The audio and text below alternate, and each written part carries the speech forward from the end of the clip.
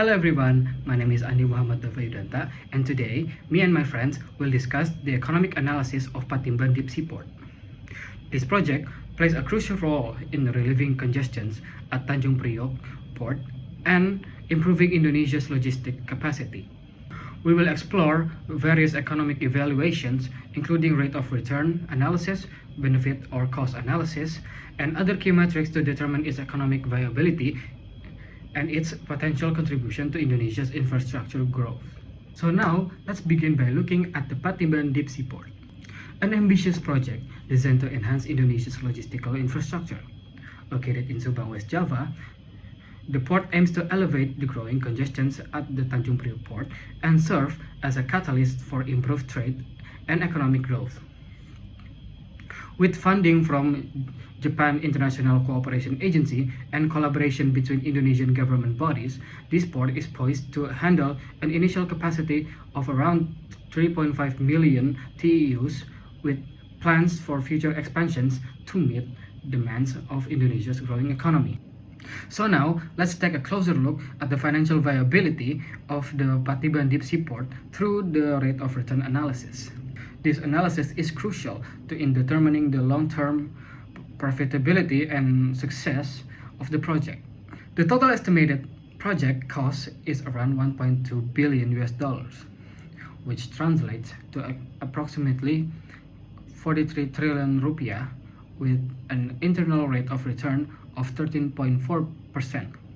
Patimban is expected to offer solid returns on investment. Additionally, the net present value stands at 101 million US dollars with a payback period of 14 years, making it a strong economic investment for the country. Let's dive deeper into these figures to understand the potential financial benefits. So I will explain about benefit cost analysis. The first one is travel time saving as an economic benefit of the Patimban port. The comparison is made between trips from industrial area to Tanjung Priok port and Patimban port under both uncongested condition and during traffic congestion in Jakarta. The results show that travel time to Patimban is relatively competitive and tends to be more stable, while travel time to Tanjung Priok increases significantly and becomes unpredictable during congestion. The stability in travel time reflects time savings and improved logistic reliability, which constitute direct economic benefit in the cost-benefit analysis. Next, induce development. It explains the indirect economic impacts of the development of Patimban Port. Improvements in port capacity and connectivity stimulate industrial growth, particularly in the automotive sector through increased export-import activities and investment in surrounding areas. More efficient access to international market, strengthened supply chains, and promotes regional economic development, which, although not always fully quantifiable, remains an important benefit of the project. And the last one, there's vehicle operating costs. It explains the reduction in vehicle operating costs due to changes in logistic transport patterns. The growing role of Patimban Port encourages a shift from road transport to rail, which reduces fuel use, maintenance costs, and delays. Lower truck traffic also improve distribution efficiency, resulting in direct operating cost saving for the project. Next, I will explain the cost component included in the benefit cost analysis of the Patimban Deep Sea Port project. Capital expenditure or CapEx is estimated at USD 1.296 billion, equivalent to approximately 43 trillion, covering the construction of port infrastructure such as berth, container terminals, cargo handling facilities, access road, supporting utilities, and port equipment. The size of the CapEx reflects the large scale of the project and its long-term orientation toward improving national logistics capacity and efficiency.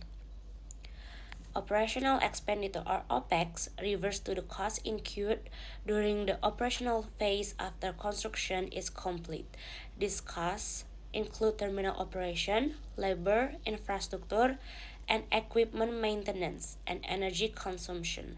Based on project studies under the PPP scheme, total OPEX is estimated at around 64.3 trillion over the concession period, making it the largest cost component over the project life cycle. In the last one, the benefit cost ratio is calculated and result in a value of 0.68. This value indicates that in the short term, the quantified financial benefit have not yet exceeded the total project costs. However, this result does not fully capture the project long-term benefit. In addition to the measurable benefit, the Patiman project also generated non-monetary impact, such as improved logistic efficiency, reduced pressure on Tanjung Priok Port, and strength regional economic development, which support the project long-term visibility. Next, I will be discussing the break-even and payback period for Patimban Port in comparison with Tanjung Priok Port. The break-even point is for Patimban Port is 4.8 years, and which is also the payback period, while Tanjung Priok Port's payback period and break-even point may not be calculated due to operational cost being higher than revenue. From this slide, we can conclude that Patimban Port remains a more attractive investment option compared to Tanjung Priok Port, with a faster break-even point and payback period, which is obvious because the payback period and break-even point for Tanjung Priok is negative, meaning that it will not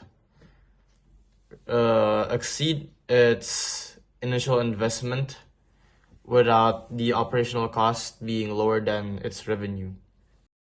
The straight line depreciation method is applied because the Patimban Port infrastructure operates under a 40 years KPBU concession scheme, during which the economic benefits are expected to be generated evenly over time. At the end of the concession periods, the assets are transferred back to the government, resulting in a zero residual value.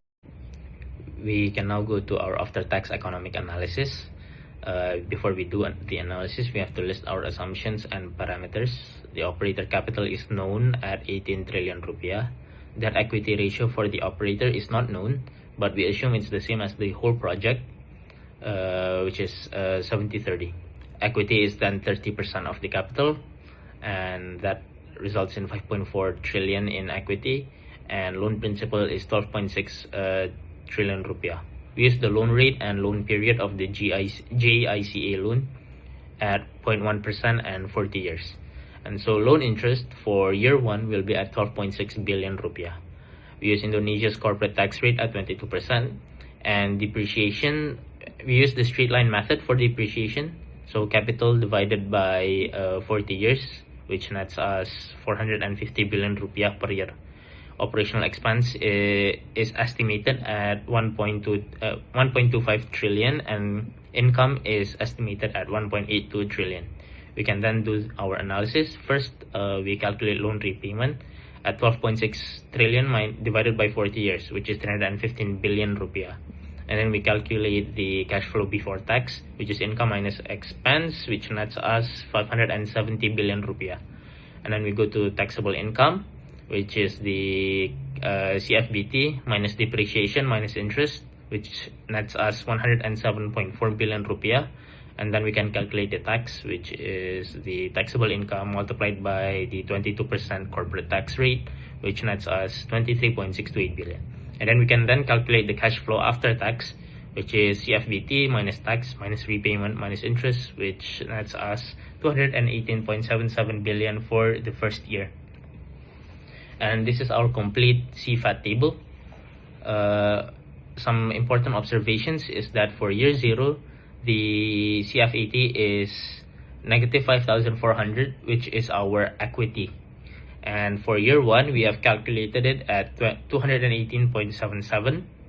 For year 2, the loan interest will be lower, as we have paid $315 billion in the loan principal. So the interest will be lower for the second, third, and consecutive years. Some key takeaways is that operating profit is at 570 billion rupiah per year, and accounting profit is at 84 billion per year. Accounting profit we get from deducting taxes from taxable income. And the key takeaway is that it has modest margin, and the return on the initial 5.4 trillion rupiah equity is roughly 4% annually, or it's from the CFAT divided by the 5.4 trillion equity.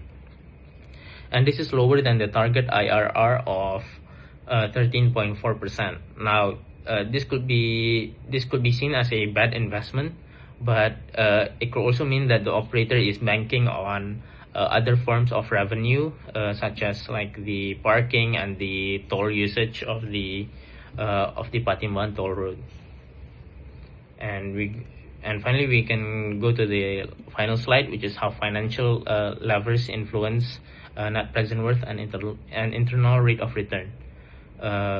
First, we look at corporate tax, and the impact of corporate tax is that it reduces internal rate of return. The 22% tax rate removes around 24 billion rupiah per year from the operator's pocket, but the impact is minimized because taxable income is kept low by high depreciation deduction.